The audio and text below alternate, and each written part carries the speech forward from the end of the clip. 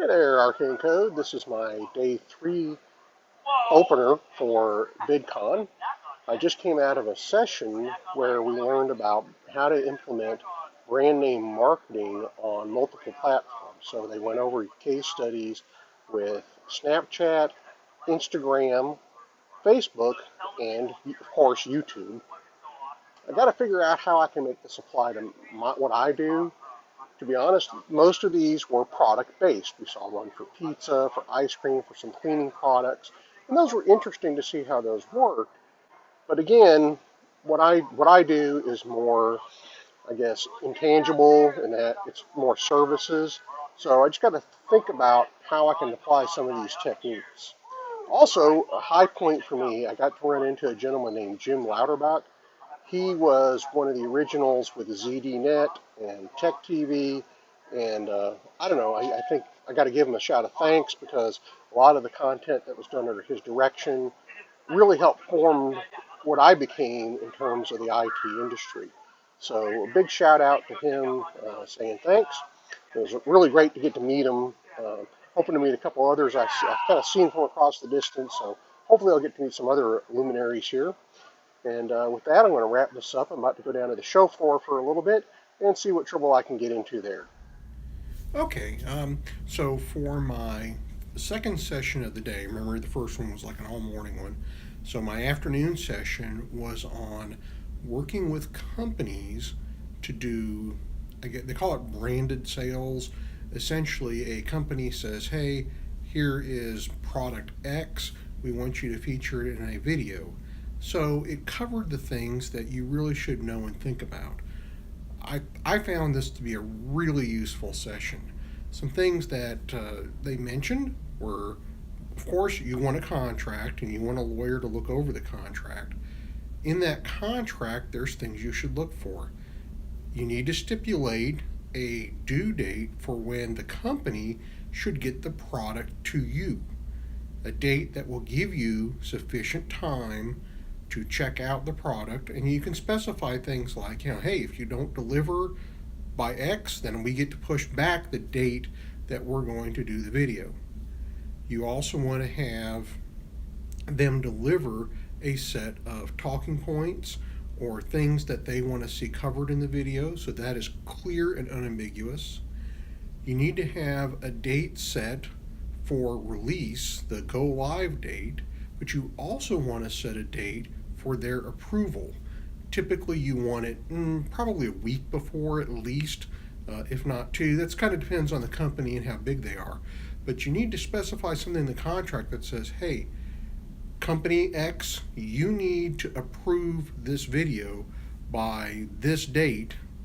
And if you don't, then you have to decide as part of the contracting process, well, if you don't hear back and the go live date hits, is that an automatic approval? You push the video forward and you get your paycheck? Or does that mean you don't push the video forward? That's all stipulated in the contract, but you got to think about how to handle that situation. So I found this to be a really good session, gave me some really valuable advice. After this session, I went down to the product floor and I found some really good products, and I'm going to make those into separate videos because I found 2 products that I really, really liked, and I think they need to be brought out. So I want to share those with you, and I'll make those in separate videos. For the evening event, I went to PBS Digital Nerd Night. So let's cut to me in a couple of hours, and you can see what I thought of it. So we just wrapped up PBS Digital Nerd Night. Boy, was that fun. Well worth the time. They had a variety of presenters from the PBS digital content, and they really did a great job. You could tell how enthusiastic each presenter was about the material they were delivering. So, we had several panels this week about edutainment. This is edutainment done right. Okay, now that you've gotten to see my thoughts on Nerd Night, frankly, it was great. I loved it. It was a lot of fun. The people, as I just said, they had a real passion for their material.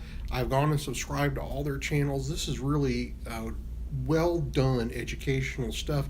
And even for folks like me, who I'm not, obviously, gray hair tells you I'm not in high school anymore. But it was still really entertaining material that I will watch over and over. So, up next, I just wanted to show you a couple of montages. The first is from where they had something called the Awesome Stage, which is where they did their live performance. So I started from it and walked all the way back up to the conference hall. And I just kind of wanted to give you a flavor for the people that were there. You'll also note on either side food trucks. And that's how food was given to us, or given. We purchased our food from the food trucks. That's where we got fed both breakfast, lunch, and dinner for the 3 days. And then following that, I'm going to do a walk around the show floor so that you can get an idea of what the show floor was like. These events are big, and I don't know, I really enjoy the show floor aspects. It's fun to go see what products are there and what new technologies have developed since the last time you were at a conference, or in this case, being the first time to see what's there. This is a little different from a lot of the shows I go to. Most of the shows I go to are very oriented around the technology. This was really diverse. They had stuff ranging from Nickelodeon. They had a huge NBC presence. There were a lot of food products. There was also a lot of technology products. SanDisk had a booth set up, and I wound up ordering a little thumb drive that actually plugs into the iPad, iPod, or to your laptop to make file transfers quick and easy. That was just one example. Drobo had a booth, and I got to talk to them about their Drobo NAS. Seems like a good product. And a few others like that, again, two of them I'm going to call attention to in upcoming videos. So with that wraps up my VidCon 2017 coverage. We'll break away to the montages, and I hope you enjoy them.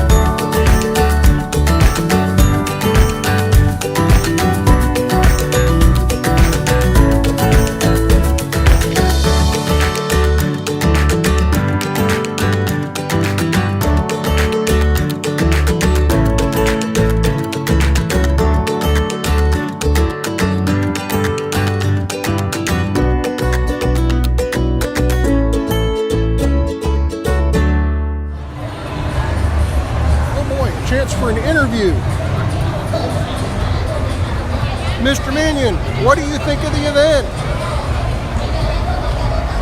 No comment. Are you having fun? Okay, no comment. Do you think you're going to come next year? Okay, well, that interview didn't go so well.